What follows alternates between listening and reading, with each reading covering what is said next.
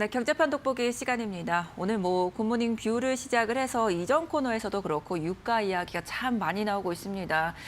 이런 지정학적 리스크가 다시 발발이 되면서 다시 한번 저희가 이 유가 흐름 짚어보고 넘어가야 될 것 같은데요. 거기에 따른 또 경제 영향력도 한번 분석해 보겠습니다. 오늘은 인사이트 K의 배종찬 연구소장과 함께합니다. 어서 오세요. 안녕하십니까? 네, 반갑습니다. 자, 우선은 지금 유가가 계속해서 90달러 선에서 머물고 있고 100달러 이야기 나온 지는 오래된 것 같고요. 네. 120달러 이야기까지 나오고 있습니다. 이게 지금 어느 정도 우리가 심각하게 받아들여야 되는 걸까요? 글쎄 어떻게 표현을 해야 될까요? 아주 심각하다. 아주 심각하다. 우리 경제에 올해 가장 큰 영향을 상반기 중에는 미칠 수 있는 외부 요인이 유가다, 원유 가격이다. 이렇게 생각하셔도 무방할 것 같습니다. 그만큼 우리 경제에 큰 타격을 줄 수 있는 이슈가 되고 있는데 가장 큰 이유는 지난해부터 우리 시간을 통해서도 설명을 드렸지만 공급 부족이죠. 네. 수요는 늘어났는데 이제 서서히 코로나 국면으로 벗어나서 일상 회복 단계로 가니까 생산량도 늘어나죠. 그리고 운송을 위해서는 또 유류이 필요할 수밖에 없는 거 아니겠습니까? 기름이 있어야죠.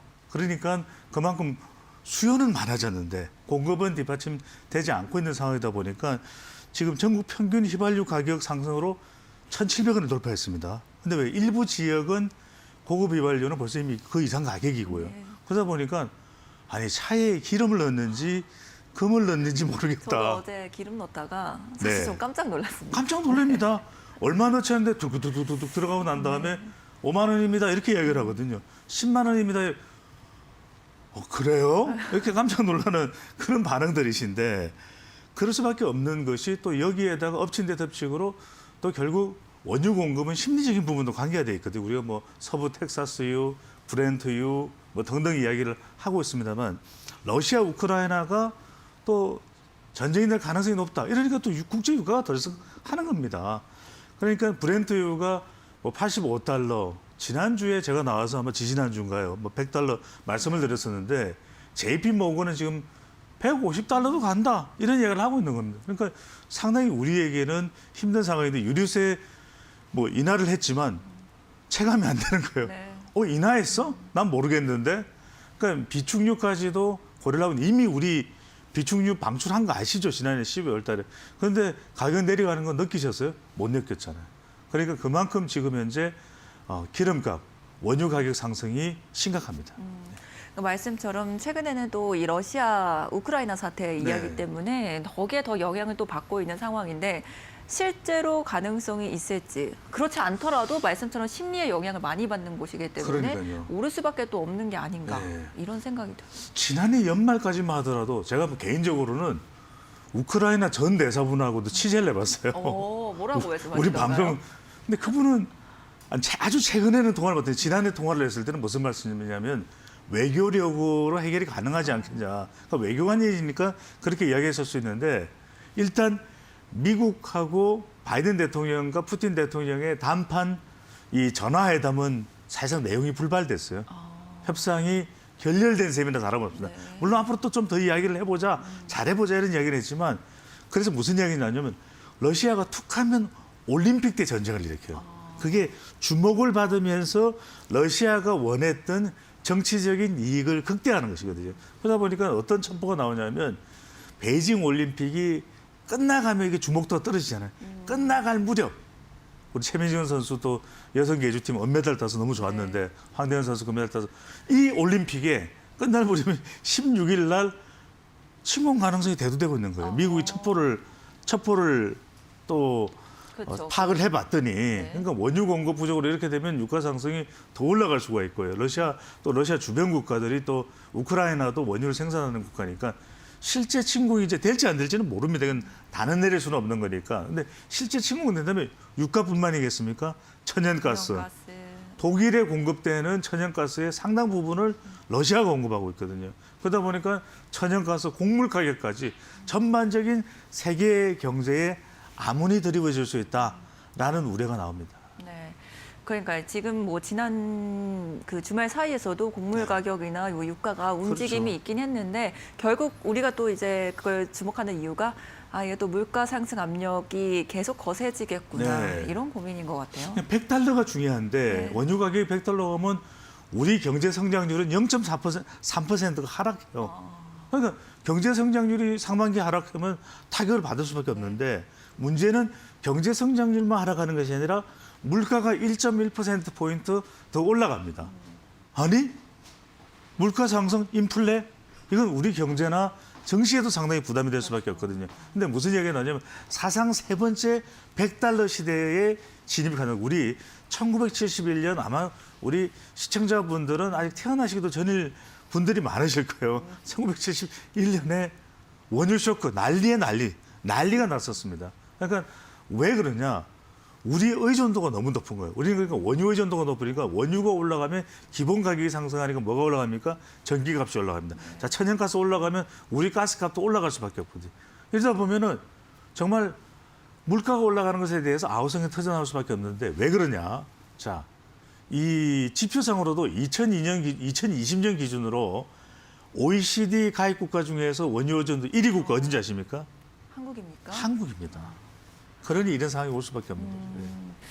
아, 참 어떻게 해결할 수 있는 부분이 아닌 것 같아서 네. 좀 답답하긴 한데 결국 그래가지고 또 한은에서는 올해도 소비자 물가 상승률 만만치 않을 거다. 그래서 그런 이야기가 나오는 거예요. 그렇죠. 한국은행에서는 소비자 물가 상승률이 지난해보다 더 큰 폭이다. 우리 이제 권원 물가가 있는데 권원 물가 아주 기본이 되는 물가인데 이건 에너지 가격과 먹고 사는데 필요한 식품 가격은 제외한 물가입니다.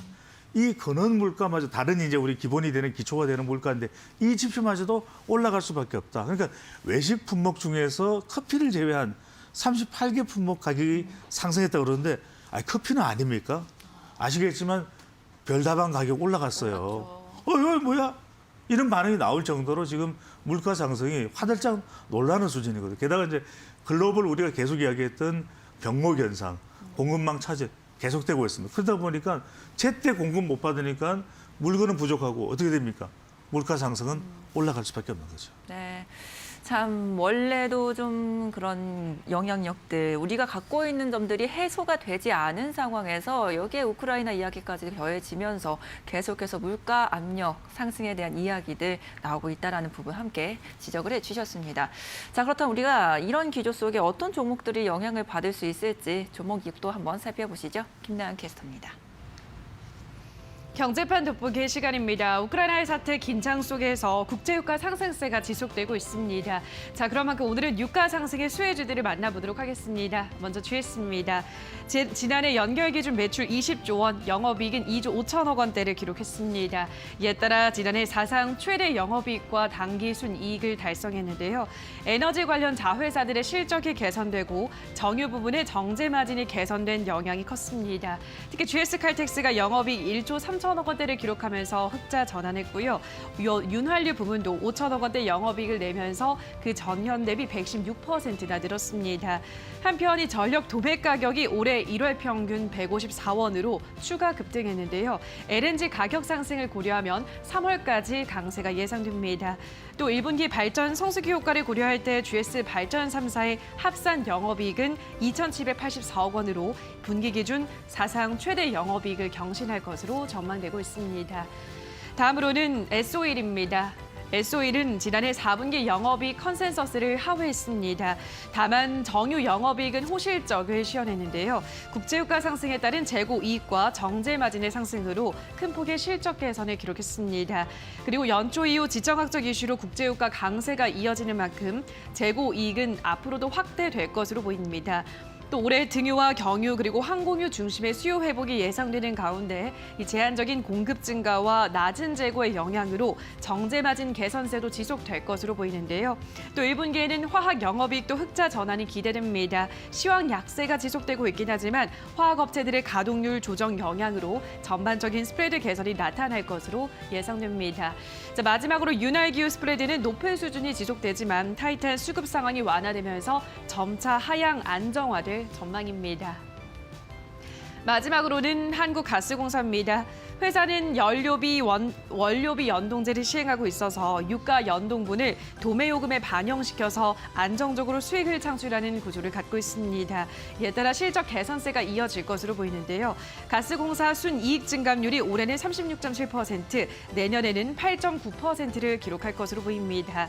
특히 올해는 환차손 규모가 줄고 원유와 액화천연가스 등 원자재 가격 상승으로 해외 사업 수익이 늘어날 것으로 보입니다. 또한 도시가스 요금 인상으로 누적 미수금 부담도 줄 것으로 보이는데요. 정부는 가스 요금을 올해 5월과 7월, 10월 이렇게 세 차례에 걸쳐서 인상하기로 했습니다. 다만 이 호주 프렐류드 가스전 사업의 가동 중단 사태가 실적에 복병이 될 수 있다는 우려가 나오는데요. 지난해 4분기 실적 역시나 이 프렐류드 사업 중단의 영향으로 시장 예상치를 밑도는 수준을 기록했었죠. 우선은 이번 달 말 가동 재개를 고려를 하고 있습니다만 이 점을 체크하시면서 앞으로의 주가 향방 주목해 보시기 바랍니다. 자, 여기까지 오늘은 유가 상승의 수혜주들을 확인해 보셨습니다. 네, 수혜주로 그런 정유 관련주들, 가스 관련주도 함께 살펴보고 왔는데 저희도 여기에 대한 업종 이야기 한번 네. 좀 여쭤볼게요. 우선 지난해 실적은 굉장히 너무 좋았던 좋았죠. 것 같아요. 네. 그게 이제 오늘 유가가 정말 상승을 한다면 그런 기조가 계속 이어질 것 같다라는 생각은 드는데 네. 어떻게 좀 분석하고 계세요? 그냥 주가는 또 미래 가치잖아요. 그런데 현재 상황만 보면은 분명히 지난해도 그렇고 실적이 너무 좋았는데 주가에서는 왜 좀 잠잠할까? 맞아요. 아니 더 띄워줘야 되는데 은행주보다도 더 실적 상승률이 주가 상승률이 탄력성이 발휘가 안 될까 이런 궁금증이 있으실 거예요. 왜냐하면 현재 가치 플러스 주가라는 건 미래 가치입니다. 그러다 보니까 국제 유가가 상승, 계속 앞으로 영원히 상승한다 이러면 올라갈 수가 있겠죠. 게다가 이제 정제 마진이라는 게 뭐냐면 이제 우리가 원유를 가지고 와서 새로운 석유 파생 상품으로 만들 때 뭐 우리가 여수 여천에 가면 NCC 공장도 있고 다 이제 그런 관련성이 있는 정제를 하는 곳입니다. 그런 곳에서 이제 기본적으로 들어가는 비용을 다 빼고 팔고 남은 것이 바로 이제 정제 마진으로 통한 이익이 되는데 그 가치도 올라갔거든요. 그러면 이건 호재인데 왜 주가에 반영이 안 되나? 바로 미래 가치 때문입니다. 그러니까 이제 친환경 사업으로 좀 전환이 돼야 되는데 그런 속도는 상당히 더딜 수밖에 없다라는 거. 그것 때문에 현재 가치만 보면 좋은데 이게 뭐 유가 호재라는 게 언제까지 계속될지 어떨지 알 수가 없는 것이고 또 곧 뭐 강대국들이 모여서 오펙 플러스 생산을 해라 뭐 이런 식으로 나올 가능성이 높기 때문에 이런 부분은 진행 속도 좀 더이다 보니까 미래 가치 괜찮을까? 게다가 또 하나 뭐냐면 바로 이런 부분이 LG화학 같은 경우에도 LG 에너지 솔루션 물적 분할됐잖아요. 네. 지금 이 부분에 대한 비판도 개미 투자자들 많이 나오고 있거든요.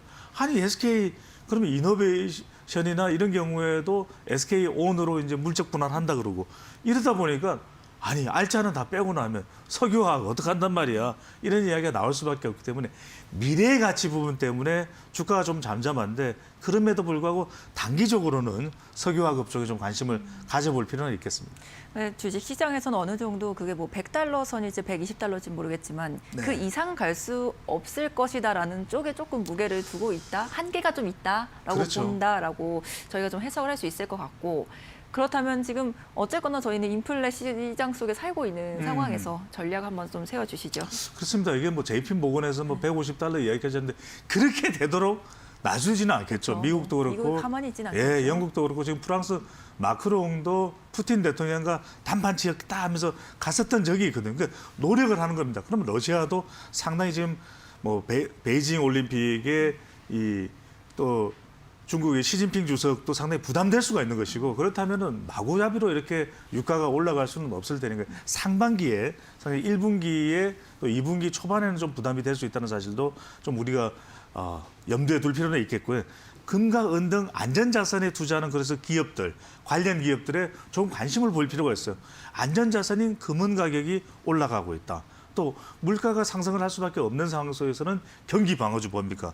우리 시간을 통해서도 계속 강조했지만 조금씩 야금야금 올라가지만 이 효과는 무시 못하거든요. 배당금도 있고 은행 보험 등 경기 방어주에 좀 우리가 주목을 해볼 필요도 있고 그다음에 또 하나는 자 코로나 국면 때문에 비대면도 계속될 수밖에 없는 상황입니다. 그렇다면 뭐 물가가 올라가든 유가가 올라가든 어쨌거나 그러면은 계속해서 배달 유통 등은 또 각광을 받을 수밖에 없다. 이런 매출 코로나 국면에서 매출이 올라가고 있는 종목들 이 부분은 오히려 지금 좀 여러 가지 혼란스러운 상황 속에서 우리가 주목을 적어도 단기적으로는 1, 2분기 동안은 해볼 필요가 있겠습니다. 네. 말씀처럼 뭐 유가가 상승하는 데 한계가 있다면 관련 종목을 공략하는 것도 단기적으로는 좋겠지만 장기적으로는 인플레이션을 좀 해지할 수 있는 그런 수단들을 찾아보면 좋겠다. 이렇게 정리가 될 것 같습니다. 지금까지 배종찬 연구소장과 함께했습니다. 감사합니다. 고맙습니다.